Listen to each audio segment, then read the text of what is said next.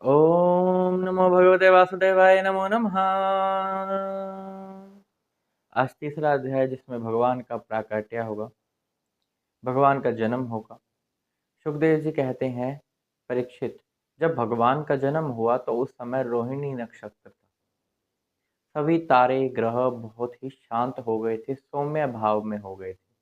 सौम्य अर्थात शांत। जैसा उस समय पृथ्वी में माहौल बना हुआ था और पृथ्वी के परे भी जो देवता लोग यह सब देख रहे थे, सभी के सभी बड़े ही प्रसन्न थे। यूं मानिए कि उस समय की जो रात थी वो रात तो थी, लग ही नहीं रही थी। वो रात नहीं थी, वो तो एक बड़ा ही उजाला था जो भगवान के पैदा होने पे हुआ था।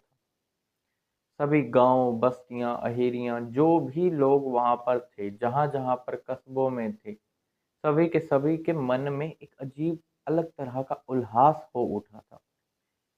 जो जानते थे कि भगवान आ गए हैं वो तो अलग बात है, लेकिन जो नहीं भी जानते थे वो भी प्रसन्न हो गए थे, क्योंकि वहां का वातावरण ही ऐसा हो गया था।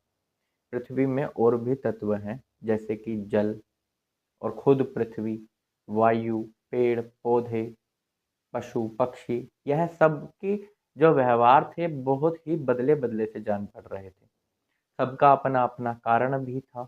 जैसे वायु है, वायु पुत्र है हनुमान। हनुमान जी ने जिस प्रकार रामावतार में राम जी की सेवा की थी, बहुत ही अनन्य भक्ति उनकी है। तो जैसे उन्होंने सेवा की थी, वायु भी अब चाहती है कि मेरे पुत्र ने इतनी सेवा करी है तो मैं भी इसमें योगदान दूं। तो इसलिए वायु भी अब उनकी सुगंध हो गई है। बड़ी ही शीतल वायु चल रही है कि वो उनको प्रसन्न कर सके। जल है, जल भी अपना बड़ा ही प्रसन्न है। यमुना जी, यमुना जी की लहरें बहुत तेज हो जा रही हैं, बहुत ही प्रसन्न है।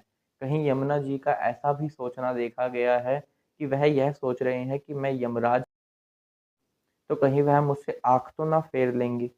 तो इसलिए वह अपनी तेज तेज लहरें बहना शुरू करती हैं। बादल जो है गर्जना शुरू करते हैं, और बड़ी ही शीतल, बड़ी ही मधुर सुगंध के साथ जो वायु चल रही है, उसमें वो गर्जना बड़ी ही धीरे से कर रहे हैं। और वो धीरे से करने का कारण सिर्फ इतना ही है कि भगवान का जो जन्म हुआ है, तो उनके कानों तक तेज ध्वनि ना पहुंचे। तो इसलिए भी वह मंद मंद ध्वनि कर रहे हैं। वहां पर बादल यमुना जी से बात कर रहे हैं, सागर समुद्र आपस में बातें कर रहे हैं, नदियां भी प्रसन्न हो रही हैं। वह कह रही हैं कि एक वह समय था जब सागर ने राम जी को रास्ता नहीं दिया था, तब वह उन पर क्रोधित भी हुए थे। वो रामावतार में हुआ था। तो यमुना जी ने इसी कारण से दो भागों में बंटकर उन्हें रास्ता भी दिया था। अब बादल वो वर्षा जो कर रहे थे, मेघ जो अपना वह दर्शन के लिए आए हुए थे उनके। तो अब जो वर्षा हो रही थी, अब वर्षा उनके ऊपर पानी गिरे। अभी उनका जन्म हुआ है, तो ऐसा ना हो इसलिए शेष जी भी यमुना जी में आए थे।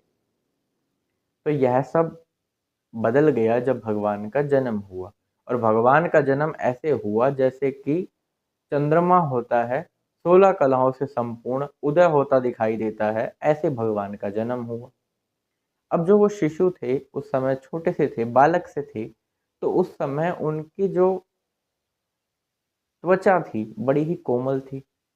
उनका जो शरीर था उनमें भी उनकी 4 भुजाएं थी, यानी कि जब वो पैदा हुए तो वो उनका चतुर्भुज स्वरूप था, जिसमें शंख चक्र गदा और साथ ही कमल, यह सब वह लेकर ही पैदा हुए थे। कौस्तुभमणि थी, कमर में करधनी की लटकनें थी। यह सब जो उनकी साज सजावट थी, जो उनका सुंदर मुख था, मुख कमल के समान सुशोभित था। उनकी आंखें, उनके कान, उनके हाथ बड़े ही कोमल कोमल। वासुदेव जी देखकर प्रसन्न हो रहे हैं, देवकी देखकर प्रसन्न हो रही हैं। वासुदेव जी कहते हैं कि साक्षात पुरुषोत्तम हमारे घर आए हैं, उन्होंने मेरा पुत्र बन के जन्म लिया है। देवकी बड़ी प्रसन्न है कि मेरे गर्भ से इन्होंने जन्म लिया है। वासुदेव जी बड़े ही सुंदर शब्दों से उनकी स्तुति करती हैं। फिर देवकी जी उनके बड़े सुंदर शब्दों से स्तुति करती हैं, और स्तुति के अंत में वह यह कहती हैं कि आपका जो यह चतुर्भुज स्वरूप है, यह इस मानव देह के दर्शन के लिए नहीं है, क्योंकि ये जो मानव देह है इसमें भी एक प्रकार है कि यह बंदा या फिर यह कोई व्यक्ति अपने ऊपर घमंड कर ले कि यह शरीर मेरा है। अब इतना सा घमंड जो व्यक्ति नहीं छोड़ सकता, वह उन चतुर्भुज स्वरूप के दर्शन पाने के योग्य नहीं है, और वह दर्शन तो केवल मन में ही करने के हैं। तो देवकी जी उनसे प्रार्थना कर रही हैं कि आप इसको छुपा लीजिए, कहीं कंस जैसा क्रूर व्यक्ति भी आपके दर्शन न कर ले, क्योंकि वह तो कदापि इसके योग्य नहीं है कि वह आपके चतुर्भुज स्वरूप के दर्शन करे। तो देवकी जी उनसे इस प्रकार प्रार्थना भी करती हैं, और वासुदेव जी और देवकी दोनों उनकी स्तुति भी करते हैं। यह सब देखते हुए भगवान का जन्म हुआ है, और साथ ही जो देवांगनाएं हैं, गंधर्व हैं, किन्नर हैं, सभी बड़े ही प्रसन्न हो रहे हैं। देवता लोग जो हैं वो फूलों से वर्षा कर रहे हैं, फूलों की भगवान के ऊपर। इतना सब होता है, फिर अब भगवान बोलते हैं। वह कहते हैं कि मेरा जो जन्म लेना है इसके पीछे एक विशेष ही कारण है, एक विशेष ही लीला है। जैसी जो लीला चल रही है उसके मुताबिक वह इन्हीं के ही पुत्र क्यों बने, ऐसा भी उन्होंने बताया। वह कहते कि जो तुम्हारा पहला जन्म था, जब तुमने मेरी बहुत ज़्यादा भक्ति की थी, वह स्वयंभू मनवंतर था। तो उस मनवंतर में तुमने देवताओं के 12,000 वर्ष के हिसाब से मेरी तपस्या की थी, और इतने समय तक तपस्या आराधना करने के कारण मैं तुमसे बहुत ही प्रसन्न हुआ था। तब मैं तुम्हारे सामने प्रकट हुआ तो तुमने मुझसे वर मांगा कि मुझे आपके जैसा पुत्र चाहिए प्रभु। तो भगवान ने कहा ठीक है, लेकिन जो पुत्र है अब वह देखने लगे कि संसार या संसार से परे मेरे जैसा कौन है, और यह देखा गया कि उनके जैसा उस समय कोई है ही नहीं। उस समय क्या, आज तक के समय या किसी भी समय तक उनके जैसा कोई नहीं है। तो अब उन्होंने वरदान तो दे दिया था कि तुम्हें जो मांगना है मांग लो, मैं तुम्हें दूंगा।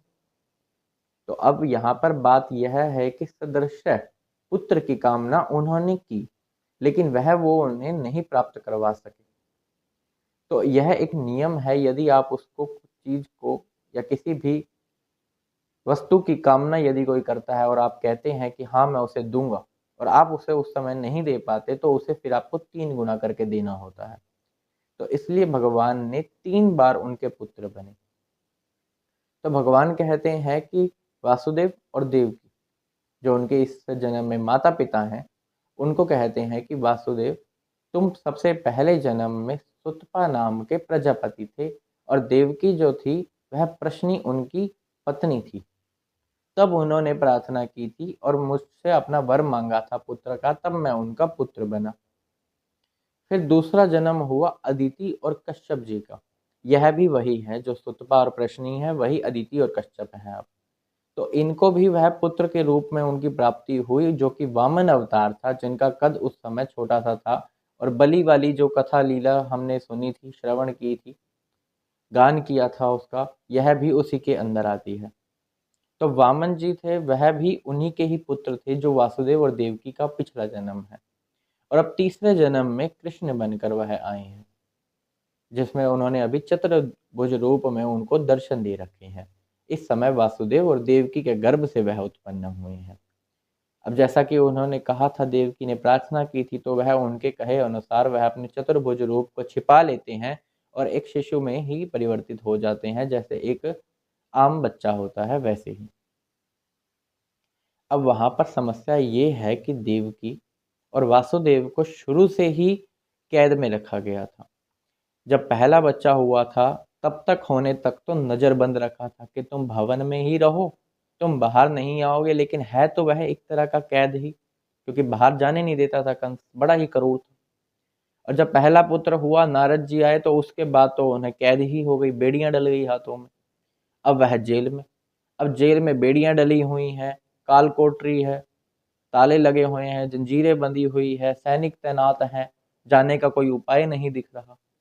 लेकिन जैसे ही वासुदेव जी उन शिशु को हाथ में उठाते हैं और दरवाजे की तरफ जाते हैं, सारी बेड़ियां टूट जाती हैं, सारे दरवाजे खुल जाते हैं, और भगवान की जो योग माया है उसने सबको अचेत कर दिया है। सब निंद्रा में, सब सो गए, कोई नहीं जाग रहा।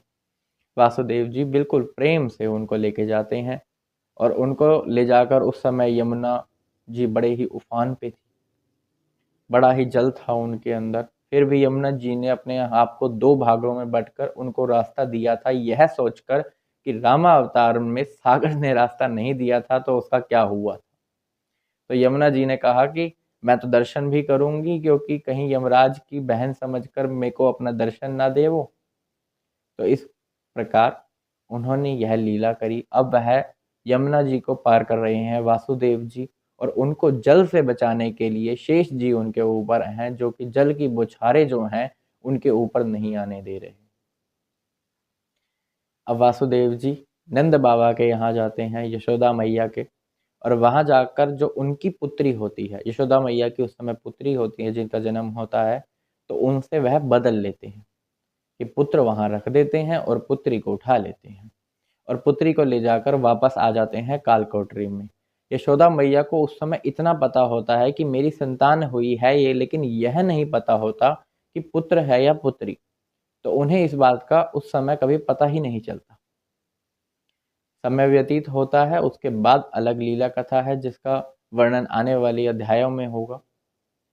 जब वह कालकोठरी में वापस आते हैं तो सब का सब वापस वैसे ही हो जाता है।